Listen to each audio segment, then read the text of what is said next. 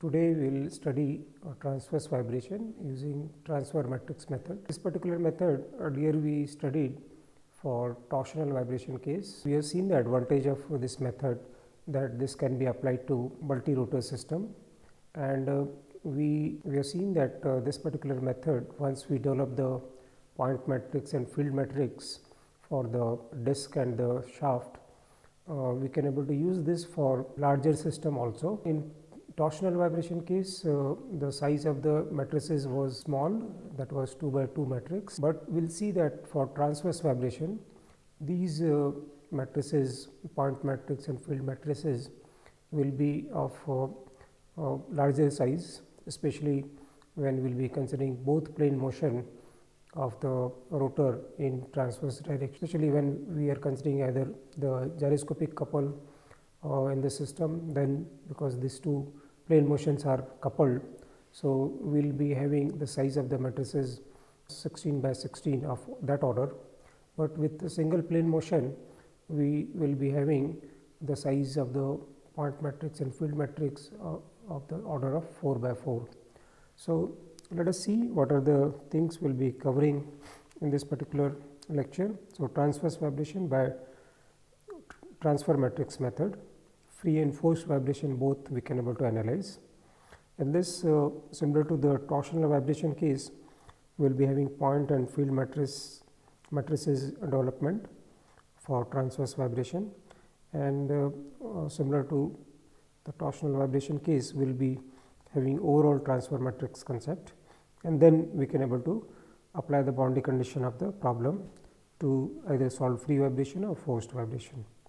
So, let us take a multi-mass rotor system in which we can have multiple supports also, and in this we have labeled various stations from 0, 1 up to n plus 1, and all the important discs bearing locations we need to assign some station number. And so, now for developing the point matrix or field matrix, we need to take out some representative this beam segment or rotor segment, and then from the free body diagram of that we will try to derive the field matrix and point matrix for these segments. For support we will have a separate treatment, because here support will give some unknown reactions. So, to tackle that we will see through some example in subsequent lecture how the support can be taken care if there is some intermediate supports are there. This transfer matrix method is also called Michael-Stead and Paul method, because these two developed independently this method, and that is why this method is also called Michael-Stead and Paul method. Now, if we want to develop the field matrix, so for this case, this is the basically a particular shaft segment, ith shaft segment. In this we have axis z axis along the shaft axis, and y is in the transverse direction. We have taken the free body diagram in one of the plane, and similar relations will be there for the other plane, because this shaft is symmetric. So, for his yz plane, one end of the shaft is having linear displacement y. This is ith shaft. So, we will be having I minus 1 disc in the left hand side of this shaft, and toward the right side we will be having ith disc. And to represent the various field variable or state variable, we will be representing the right or left with respect to particular disc. So, here we have I minus 1 disc. So, the field variable which is here is y I minus 1, but right of that particular disc. So, the back subscript r is representing that this field variable is right side of the I minus 1 disc. Apart from this, if we see there will be slope of the shaft during bending. So, that slope we are representing by phi I minus 1, back, back subscript r. So, these are the two field variable linear displacement and angular displacement for representing the displacement of the shaft at I minus 1th disk. Apart from this, we will be having the shear force. We are taking the positive convention of strength of material for representing the shear force. So, shear force that is S y in the y direction at I minus 1th disk right of that. So, this is the representation of the shear force, and this is the bending moment, which is again in the yz plane of and is acting at I minus 1th disk and right of that. So, this is the representation of the bending moment at this location. So, you can able to see there are 4 state components. One is linear displacement, angular displacement, shear force and bending moment. Similarly, in the right side of the disk, that means toward the left side of the I minus 1th disk, because disk is acting here, we have removed that. So, this is the left part of the that particular ith disk. So, all the variables like displacement, linear displacement will be having y I left of I.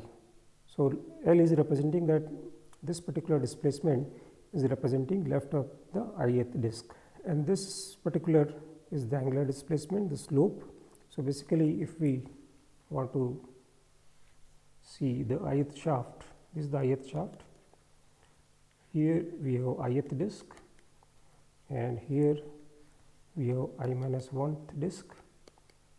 So, we can able to see that this particular end of the shaft, which is here, is representing right of I minus 1th disk, and other side, this side of the shaft, which is here, is representing left of ith disk. So, always we are representing left or right with respect to a particular disk, not with respect to shaft, but particular disk. Now, here apart from this, we have shear force, there is SYI left of ith disk, and similarly the bending moment. So, here also we have 4 state variable, and now we need to relate these state variable which are there in the right of I minus 1th disk and left of ith disk. So, if we see the free body diagram of this force balance, so only 2 forces are acting on this particular shaft, one is shear force here and here. So, they can be equated. So, shear force left of ith disk is equal to shear force right of I minus 1 disk.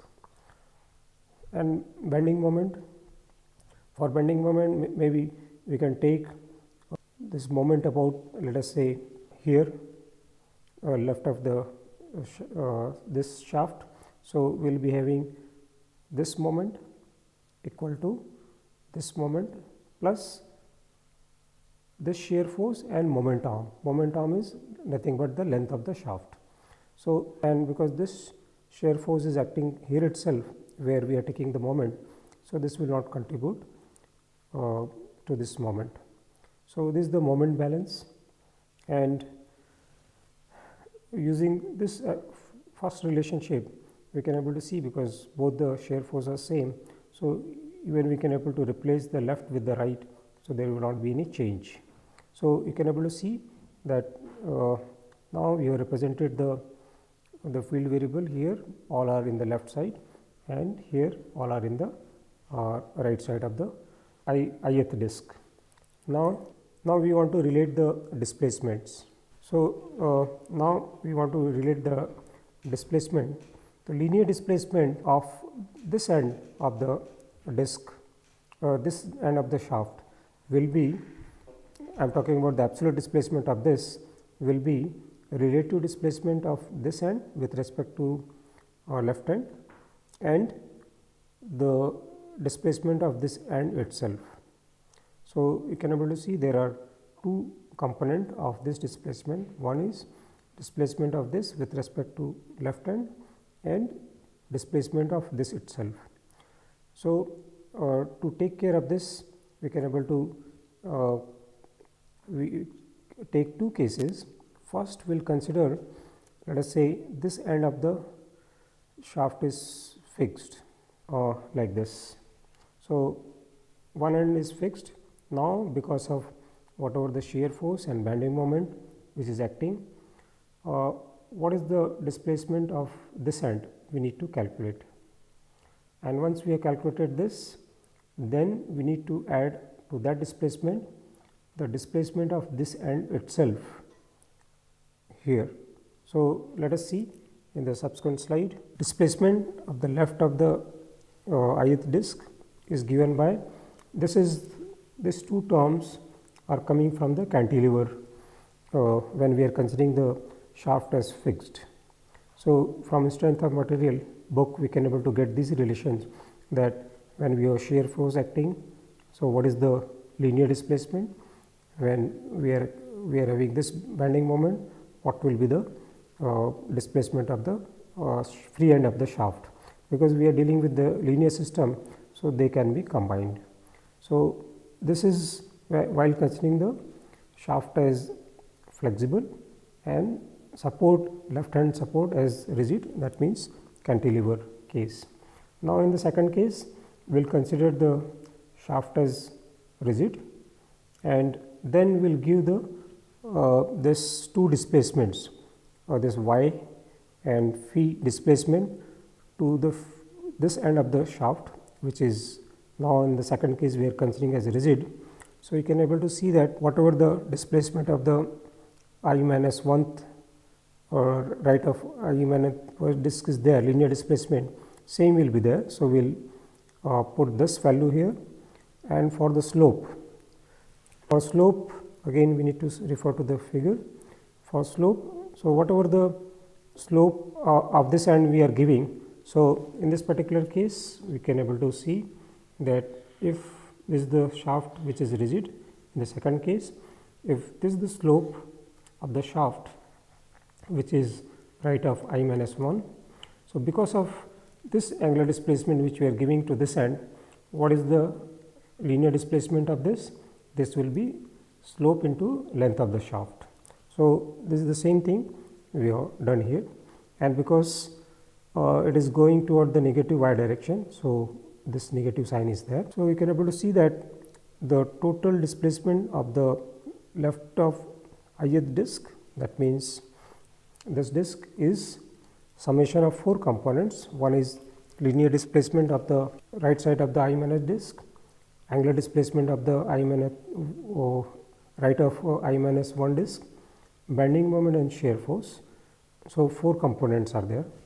Similarly, the angular displacement at the left of ith disc, that means again we need to refer here. So, in this also we will be first considering this as cantilever beam, and whatever the angular displacement because of the shear force and bending moment is there, that will come. So, this also we can get it from strength of material book or by deflection of beam relations, these are available. So, these are the angular displacement due to shear force and bending moment.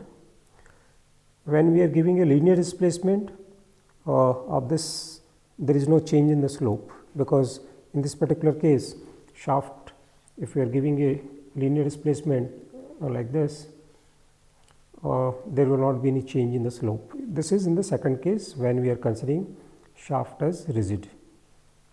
But when we are giving a change in the slope like this to the rigid shaft, we will be having same amount of the slope at this end also. So, whatever the slope we are changing at this end, left hand, right hand will be having same angular displacement. So, this is that particular component. So, now you can able to see that we have related not only the shear force, bending moment, this translational displacement, rotational displacement. These relations we can able to summarize like this. Here this is the first equation, linear equation.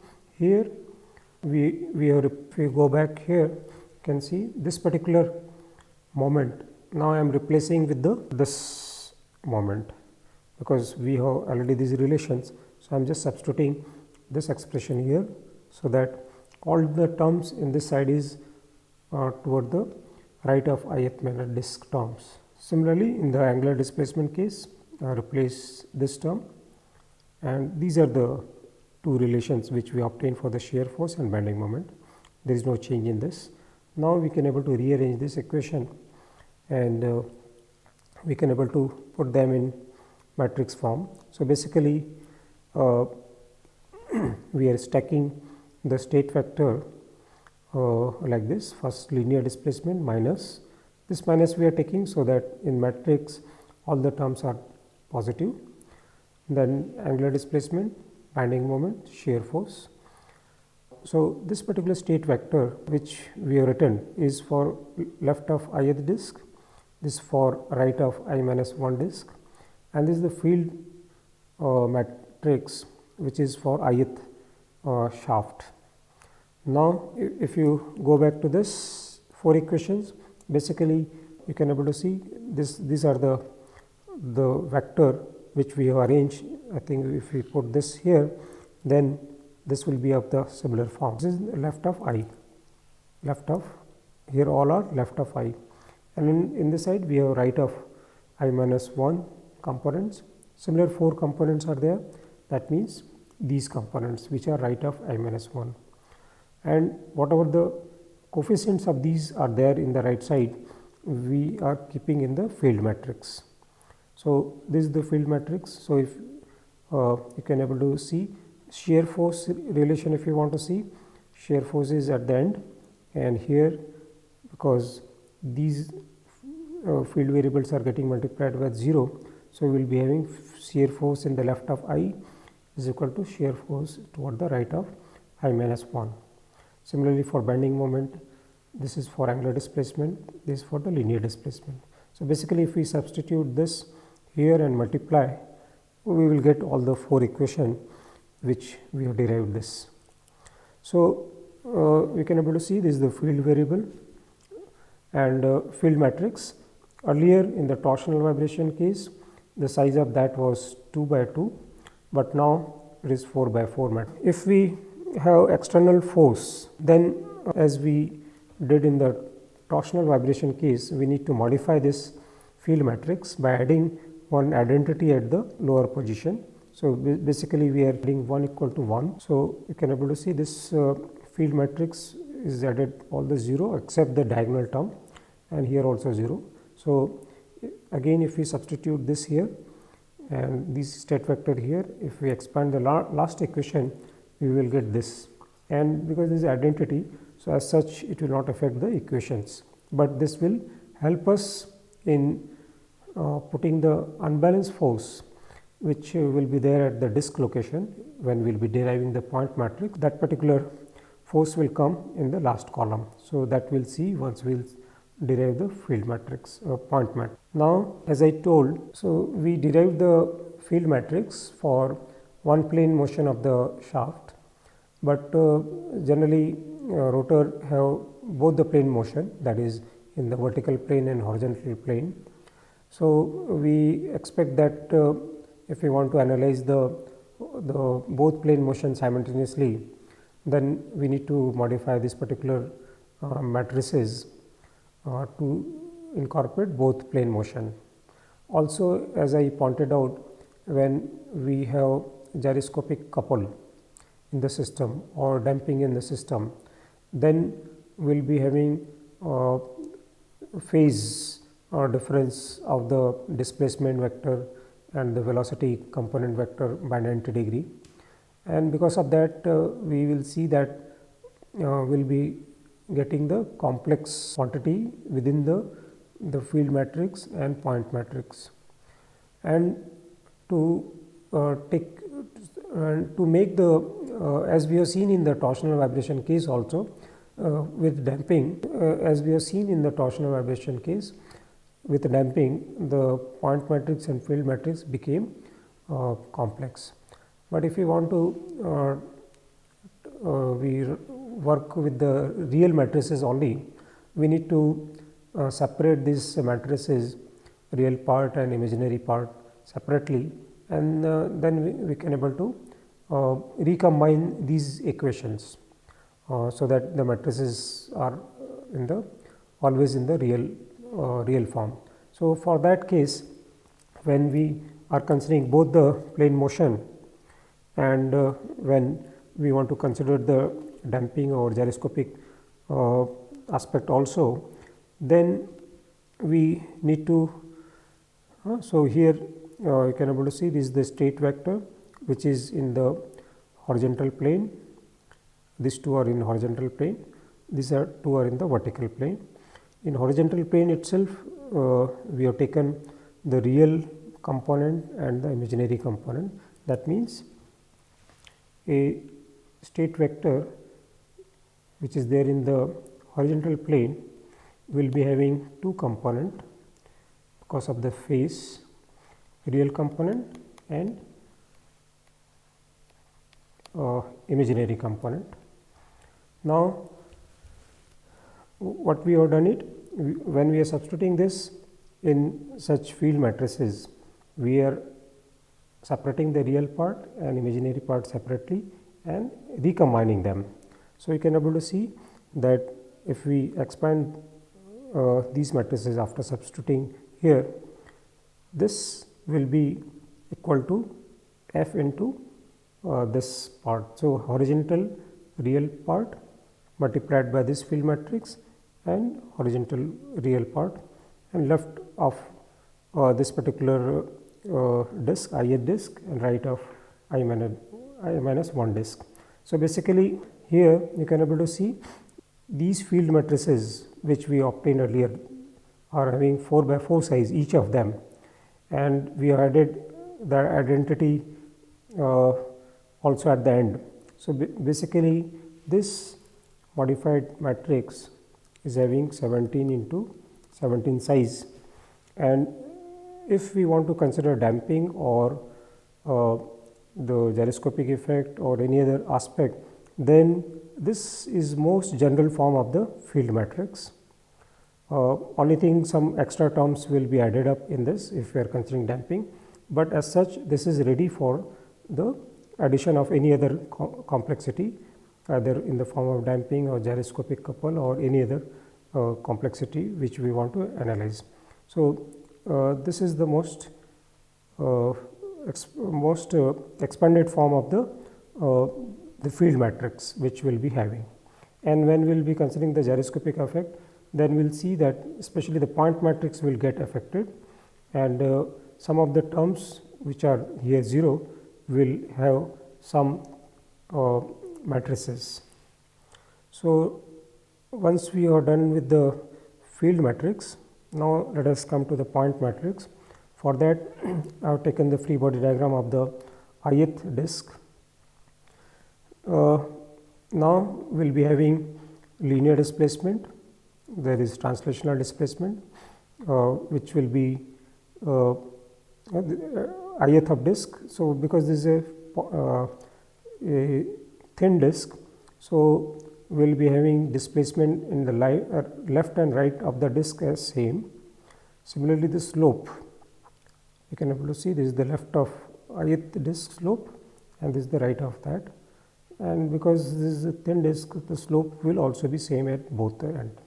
Apart from that, we have shear force at both ends and bending moment. And apart from that, if there is some eccentricity in the rotor, let us say UYI is the unbalanced force which is acting toward the y direction, positive y direction. So, now we can able to obtain the relations as we obtain for field matrix. So, first the force balance. So, you can able to see the shear force, this one which is acting toward the positive y direction, this is acting in the negative direction, unbalanced force is acting in positive direction, should be equal to inertia mi into yi double dot is time derivative.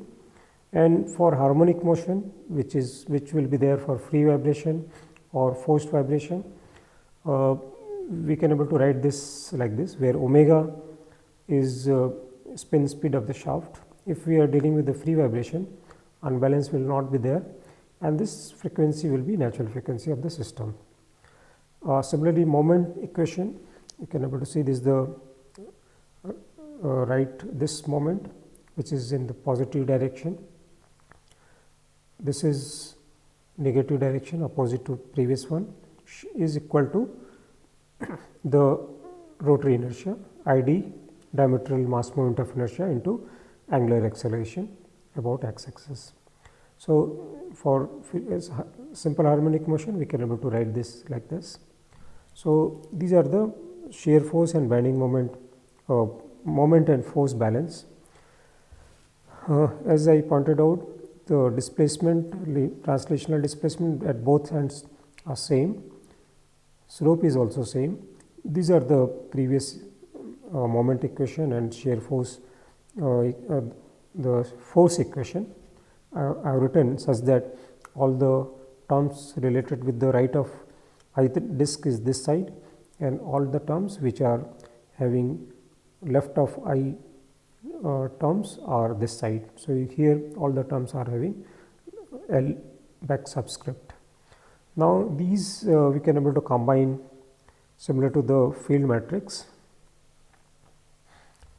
So, you can able to see that this is the point matrix, this one which is coming from various coefficients of the these state vector components, and we have an additional vector which is unbalanced vector which is coming from the unbalanced force, because we have stacked the force, the shear force at the last.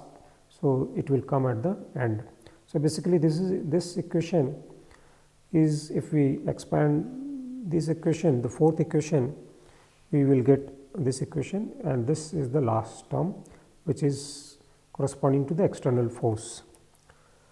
Now, to accommodate this external force inside the point matrix, we need to modify this point matrix by adding identity as we did earlier.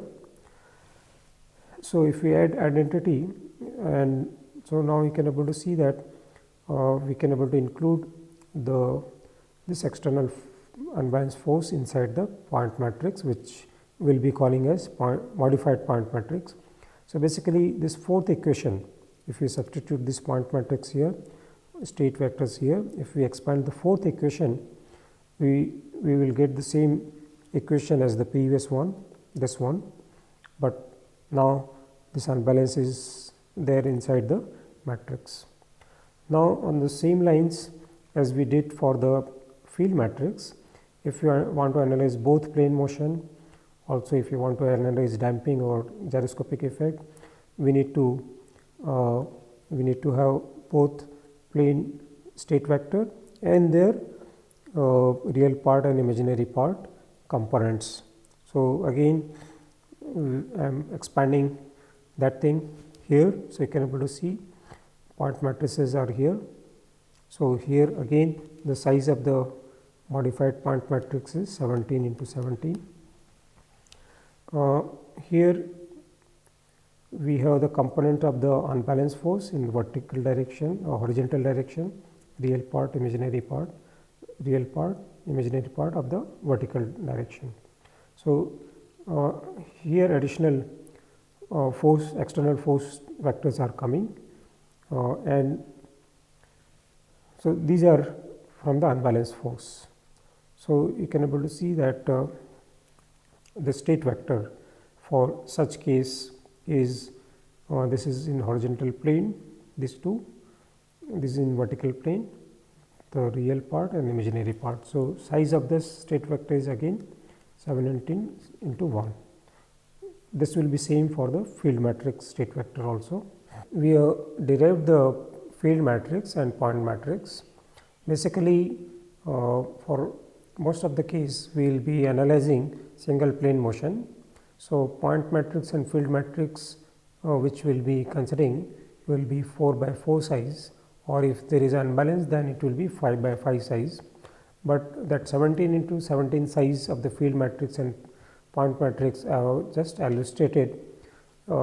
In case we are considering the damping or gyroscopic couple, then we need to consider both plane motion, and because there is a phase component because of the velocity term, we need to take care of the real part and imaginary part of the this state vector. So, we need to expand this into 17 into 17, but most of the cases which will be illustrating here through example, we will see that the point matrix and field matrix will be of 4 by 4 size, unless otherwise unbalanced force is there. In that case, we will be considering 5 by 5 matrix. Now, the procedure for obtaining the overall transfer matrix and the application of the boundary condition is similar to the torsional vibration case, but here we will, because the size of the matrices are bigger, so we will see some more complexity in the frequency equation which we were getting earlier. So, let us see how we can able to get the overall transfer matrix. So, earlier we derived the point matrix. So, that was relating the state vector right of ith disk to the state vector left of ith disk. Also, we related the state vector left of ith disk to the right of I minus 1 disk using field matrix. So, that if we substitute, we can able to see that we can now able to relate the state vector which is right of I minus 1 disk to state vector right of ith disk, and this P into F we call it as transfer matrix, and this is basically transferring the state vector from, if we see from figure, if this is I minus 1 disk, this is ith disk. So, you state vector here which is right of I minus 1 disk, and the state vector which is right of ith disk we are directly getting. So, information from here directly we are getting to the right of ith disk. Now, these I disk we can able to take 1. So, if we are taking I as 1, so we can able to see that state vector right of 1 we can able to relate with the u1, and this is the state vector at 0 station. Now, if we want I is equal to 2, so right of 2 is equal to u2 and right of 1 state vector. Now, we can able to substitute this here, and if we substitute this here, this will be u2 into u1 state vector at 0 station. Similarly, we can able to write for 3, then it will be multiplication of u3, u2, u1 and state vector at 0 station. We can enable to extend this up to nth station. So, in that particular case, we will be having multiplication of all these transfer matrices up to 1, and multiplication of these all these are we are representing as T, which is the overall transfer matrix. Now, once we have got the overall transfer matrix, we can able to apply the boundary condition, because we have nth station in the extreme right side of the rotor system and 0 station at the extreme left side of the rotor system. So, like this. So, this is the nth station, this is 0 station. In the previous overall transfer matrix T relates the state vector here to the state vector here. Now, that particular last equation expanded here. So, this is state vector at nth station, this is the state vector at the 0 station, and because if there is unbalance in the system, the form of the overall transfer matrix will be this. So, last row will be 0 0 1, these are corresponding to the unbalanced force. Other terms are multiplication of various point matrix and field matrix, and basically all these will be function of omega, which is spin speed of the shaft for forced vibration, and for free vibration then these terms will be 0, and omega we can able to take as natural frequency of the system. Now boundary condition. For boundary condition, here we have linear displacement 0 at while 0 station. Similarly, at nth station we have linear displacement 0, because this is simply supported ends, the moments, the bending moment will be 0 at these two ends. So, these are the boundary condition of the system. So, we can able to apply this. This is 0 here, this is 0, then bending moment is 0 at both the end.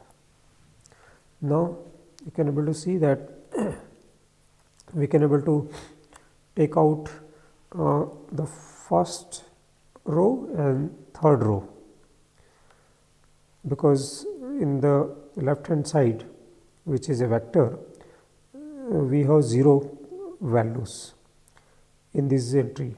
So, I am taking out the first row and third row, and in second case I will be taking the remaining rows. So basically this is the application of the boundary conditions, and this is the first row and third row. First and third row, if we take out from above equation, so you can able to see that first row is T11 is multiplied by 0, so this will not contribute. T12 will multiply by this angle, so this is coming here. Similarly, this will not contribute, this will come. So we will be having these 4 terms in this corresponding to the first row and third row. So they are here, and they will also come, which are coming this side. This is the external force components. So basically I have taken out first and third row and I have recombined them.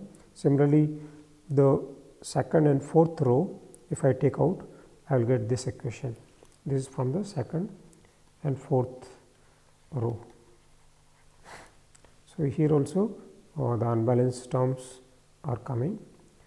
Now, if we are dealing with the free vibration, so from this equation, these are, as I told, they are coming from the unbalanced component here.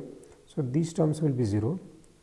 Here also these terms will be 0, but if you see, compare these two equation, this equation is homogeneous equation if we are equating this equal to 0 for free vibration, and that is the equation we got here. This is a homogeneous equation, and for non-trivial solution of this, for this the matrix of this determinant should be 0. So we have equated this equal to 0. So basically this is the frequency equation.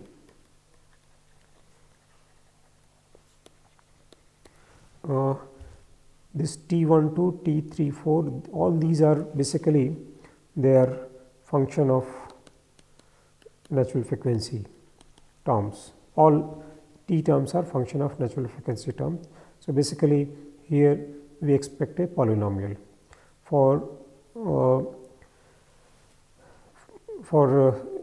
transverse vibration case, these generally polynomial will be of higher degree, because if you are dealing with a larger mass rotor system, then obtaining this polynomial will not be easy. So generally we solve this frequency equation using numerical analysis technique. We explained that in torsional vibration case also. So some kind of root searching technique can be used to obtain this particular frequency equation. Basically, if we are expressing this as a function of omega nf, so if we are plotting this function with respect to omega nf for various values, let us say from 0 to some value, so we expect this function will vary and it will intersect the line of 0 at various locations, and all these intersections will give us the roots, which will be the natural frequency of the system, and depending upon the degree of freedom of the system, that many intercepts we expect from this function. For mode shape, once we have obtained the natural frequency, we can come back to this equation, and now if we expand this equation, let us say the first equation will give this term, similarly the second equation will give this. So we can able to use any of them here.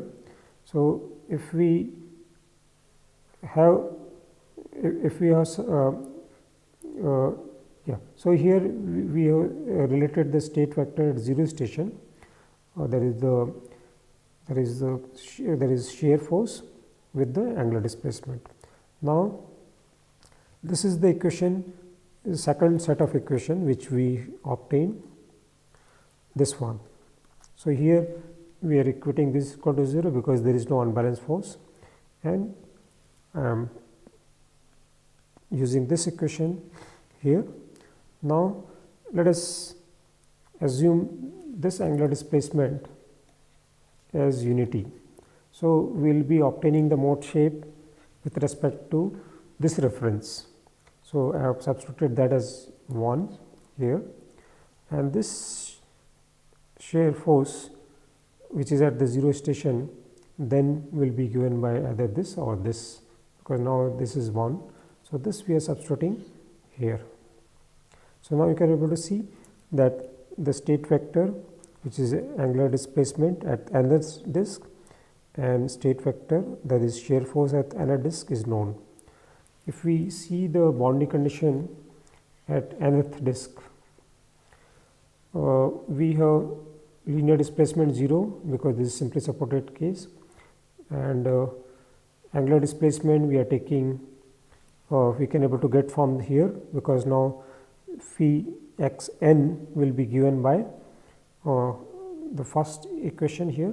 So phi, that will be given as phi x n is equal to minus t 2 comma t into 1, this one, plus t 2 comma 4 into t 1 2 by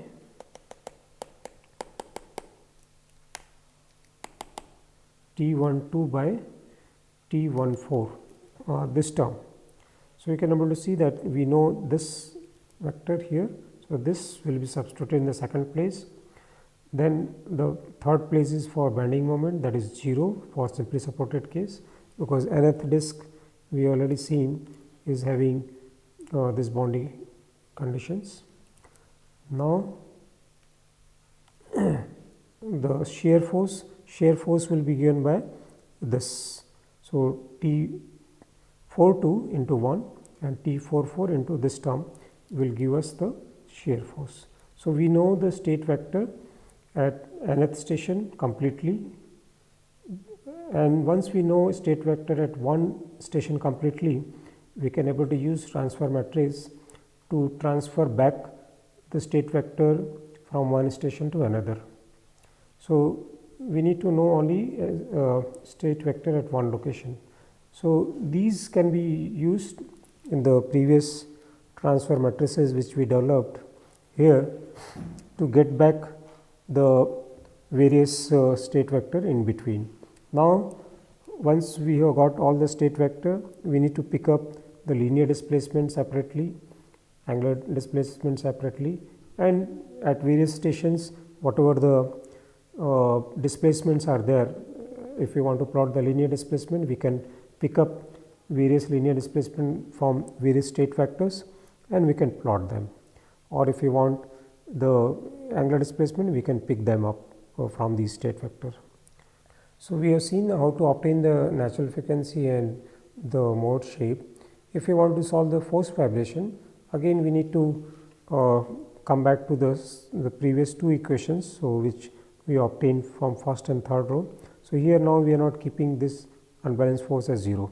So if we know this unbalanced force, we can able to obtain this vector, because they will be known now, because speed omega will be speed, and we can able to invert this to get the state vector here at 0 station, and this then we can able to substitute here to get the state vector at nth station. because this unbalance will be known and all these terms will be field and point matrices including the speed will be known.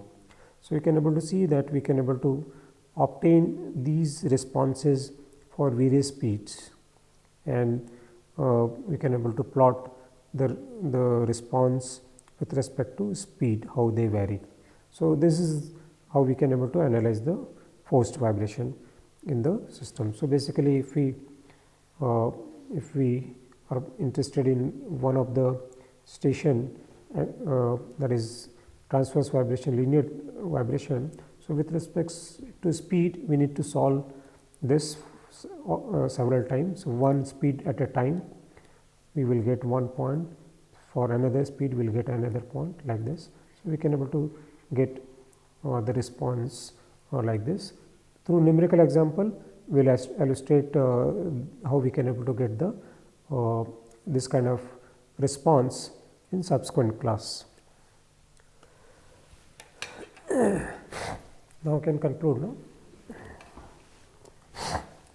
So, today we started with the transverse vibration using transfer matrix method, which we call it as Michael-Straight method also. We developed the field matrix and point matrix by free body diagram of the shaft segment and the mass and we have seen that as compared to the torsional vibration case, these the size of this point matrix and field matrix is more, and especially it will be very large of size of 17 into 17 when we want to consider both plane motion and other complexity like damping and gyroscopic couple. Through simply supported boundary condition, I illustrated how the frequency equation can be obtained and how we can able to obtain the natural frequency from that. And once we obtain the natural frequency, how the mode shape can be obtained, that is nothing but the relative displacements at various stations, how we can able to get it. And then even forced vibration using TMM can be done. Once we know the unbalance of what is the unbalance in the system, then we can able to analyze the forced vibration also. So, in the subsequent class through numerical example, we will see the illustrations of this method. Also, we will be dealing with the if there is a intermediate support in the shaft, how to deal with that, or in the subsequent class even we will consider the gyroscopic effect in that how the size of the matrices becomes very large.